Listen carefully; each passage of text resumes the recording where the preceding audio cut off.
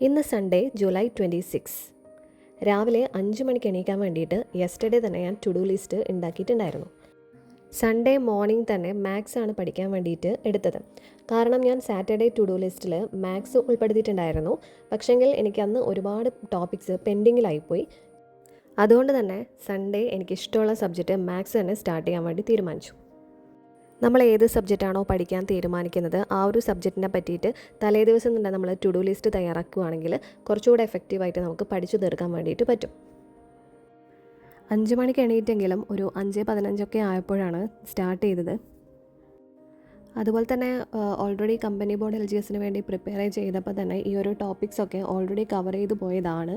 അതുകൊണ്ട് ഒരു റിവിഷൻ പോലെയാണ് ഞാനിപ്പം പഠിക്കുന്നത്. ഇതെൻ്റെ മാത്സിൻ്റെ ഷോർട്ട് നോട്ട് പോലത്തെ ഒരു നോട്ട്ബുക്കാണ്. ഞാനെപ്പോഴും ഏതെങ്കിലും ഒരു എക്സാമൊക്കെ വരുന്ന സമയത്ത് മാത്സ് പെട്ടെന്ന് നോക്കാൻ വേണ്ടിയിട്ട് ഈ ബുക്കാണ് റെഫർ ചെയ്യാറ്. അതുകൊണ്ട് തന്നെ പെട്ടെന്ന് കഴിയും കേട്ടോ. 1-2 പേജൊക്കെയാണ് ഓരോ ചാപ്റ്റർ മീൻസ് ഇപ്പം HCF LCF ആണെങ്കിലും ഒരു 2 പേജൊക്കെ കാണത്തുള്ളൂ. അതുപോലെ തന്നെ ഭിന്നസംഖ്യകൾ, ദശാംശ സംഖ്യകൾ, അങ്ങനെ ഓരോ ടോപ്പിക്സ് ഉണ്ടല്ലോ, അതൊക്കെ ഇങ്ങനെ 1, 2, 3 പേജസൊക്കെ ഉണ്ടാവുള്ളൂ. അതായത് നമുക്കിങ്ങനെ റെയറായിട്ട് ചോദിക്കുന്ന ക്വസ്റ്റ്യൻസ് ഒക്കെ ഉണ്ടാവില്ലേ, അത് മാത്രമേ ഞാനിതിൽ ആഡ് ചെയ്ത് എഴുതാറുള്ളൂ. അതുകൊണ്ട് തന്നെ പെട്ടെന്ന് ഇപ്പോൾ ഒരു എക്സാമൊക്കെ നടത്തുന്നുണ്ടെങ്കിൽ ഈ ഒരു ബുക്കാണ് ഞാൻ കൂടുതലായിട്ടും വായിക്കാറ്. 5:15 സ്റ്റാർട്ട് ചെയ്തത്. ഞാൻ എന്നിട്ട് ഒരു 1.5 മണിക്കൂറോളം പഠിച്ചു. എന്നിട്ട് ഒരു 6:45 ആയപ്പോഴാണ് അവസാനിപ്പിച്ചത്. പിന്നെ എനിക്കിന്ന് മോൾക്ക് ഡാൻസ് ക്ലാസ് ഉള്ളത് കൊണ്ട് 9 മണിക്ക് അവിടെ എത്തിക്കണം. അതുകൊണ്ട് തന്നെ രാവിലെ തന്നെ ചായ പരിപാടികളൊക്കെ പെട്ടെന്ന് ചെയ്യണം. കിടന്നുറങ്ങിയാൽ ശരിയാവില്ല ഞായറാഴ്ച.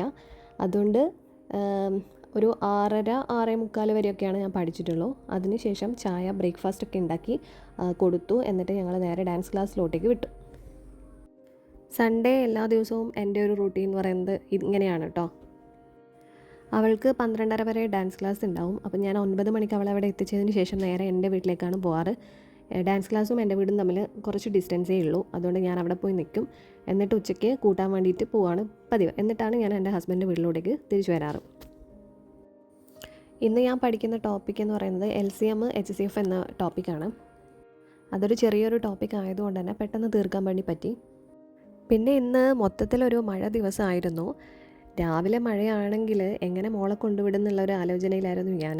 ഭാഗ്യത്തിന് രാവിലെ മഴ പെയ്തില്ല. പക്ഷേ ഇവിടെ ഉച്ചയ്ക്ക് ശേഷം നല്ല മഴയായിരുന്നു. പിന്നെ എൻ്റെ വീട്ടിലേക്ക് പോയി. അതിനുശേഷം പിന്നെ പഠിക്കാനുള്ളൊരു മടി ഇങ്ങനെ ചെറുതായിട്ട് വന്നു തുടങ്ങിയിട്ടുണ്ടായിരുന്നു. അപ്പോൾ പിന്നെ ഞാൻ എന്നെ തന്നെ അങ്ങ് പുഷ് ചെയ്തു. നമ്മൾ ടു ഡു ലിസ്റ്റ് ഉണ്ടാക്കിയിട്ടുണ്ടല്ലോ, അപ്പോൾ അതിലൊന്ന് ടിക്ക് ഇടണ്ടേ.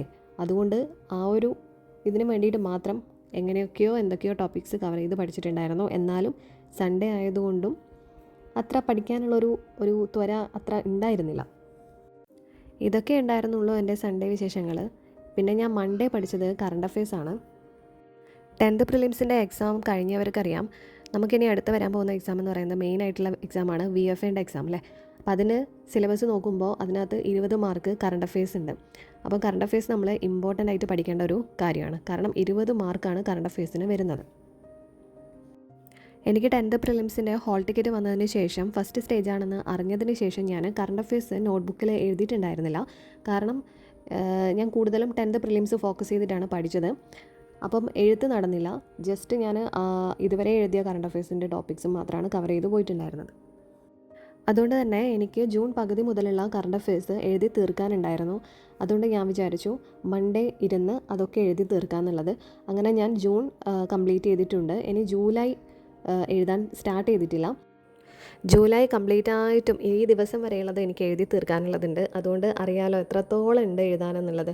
അപ്പോൾ അതെങ്ങനെയെങ്കിലും ഒന്ന് കംപ്ലീറ്റ് ചെയ്യണം എന്നാണ് ഇപ്പോഴത്തെ ഒരു ആഗ്രഹം.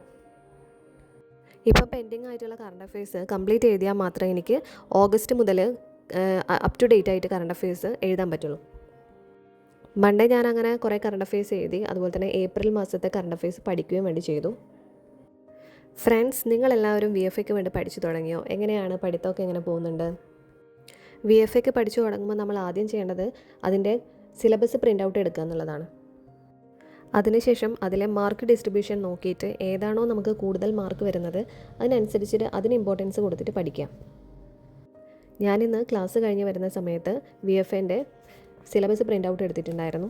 അതിൽ നോക്കിയപ്പോൾ നമുക്ക് ഏറ്റവും കൂടുതൽ മാർക്ക് വരുന്നത് 20 മാർക്കാണ് ആനുകാലിക വിഷയങ്ങളിൽ വരുന്നത്. Current affairs 20 മാർക്കാണുള്ളത്. അതുപോലെ തന്നെ maths 10 mark, English 10 mark, Malayalam 10 mark. അങ്ങനെ ഇത് 4 കൂടെ 50 മാർക്സാണ് വരുന്നത്. പിന്നെ നമ്മൾ സയൻസിൻ്റെ പോർഷൻസ് നോക്കുന്ന സമയത്ത് ജീവശാസ്ത്രവും പൊതുജനാരോഗ്യവും 6 മാർക്കിനാണ് ചോദിക്കുന്നത്. അതുപോലെ തന്നെ ഫിസിക്സ് 3 മാർക്ക്, കെമിസ്ട്രി 3 മാർക്ക്. അങ്ങനെ ടോട്ടൽ സയൻസിന് നമുക്ക് വരുന്ന മാർക്ക് എന്ന് പറയുന്നത് 12 മാർക്കാണ്. അപ്പം ഈ ഒരു ടോപ്പിക്സ് നമ്മൾ നന്നായിട്ട് കോൺസെൻട്രേറ്റ് ചെയ്ത് നല്ല എഫക്റ്റീവായിട്ട് തന്നെ പഠിച്ചെടുക്കുക എന്നുള്ളതാണ്.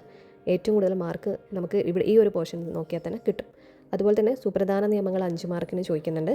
അത് കൂടുതൽ അങ്ങനെ പുറത്തുനിന്നൊന്നും ചോദിക്കാൻ സാധ്യതയില്ല. പഠിച്ചു കഴിഞ്ഞാൽ നമുക്ക് എന്തായാലും മാർക്ക് ഉറപ്പാണ്. പിന്നെ ബാക്കിയെല്ലാം ഹിസ്റ്ററി 5 മാർക്കുണ്ട്, geography 5 mark, economics 5 mark, constitution 5 mark, Keralam ഭരണവും ഭരണ സംവിധാനങ്ങളും 5 മാർക്ക്, കലാകായികം സാഹിത്യം 5 മാർക്കുണ്ട്, കമ്പ്യൂട്ടർ 3 മാർക്ക്. അങ്ങനെയാണ് മാർക്ക് ഡിസ്ട്രിബ്യൂഷൻ വരുന്നത്.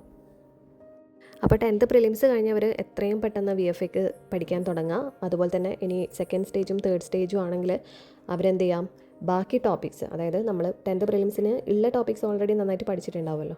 അപ്പോൾ അതിലില്ലാത്ത ബാക്കി വരുന്ന ടോപ്പിക്സ് എല്ലാം എത്രയും പെട്ടെന്ന് പഠിച്ചു തീർക്കുക. അപ്പോൾ ഇന്നത്തെ വീഡിയോ ഇത്രയേ ഉള്ളൂ. അപ്പോൾ വീഡിയോ ഇഷ്ടപ്പെട്ടിട്ടുണ്ടെങ്കിൽ ലൈക്ക് ചെയ്യുക, ചാനൽ ഒന്ന് സബ്സ്ക്രൈബ് ചെയ്യുക. Thank you for watching.